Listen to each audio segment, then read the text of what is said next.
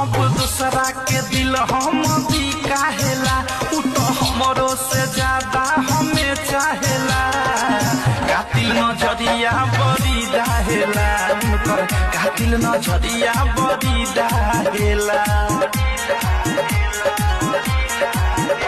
अब दूसरा के दिल हम भी काहेला, उ तो हमरो से ज्यादा हमें चाहेला। कातिल नजरिया बड़ी डाहेला, उनकर कातिल नजरिया बड़ी डाहेला। अनुरगौ हो राइटर थारू जब सते पझरवा हमरा रहेला, हो हमरा रहेला, हमरा रहेला दिल के नियरावा। सखी हमर हीरौआ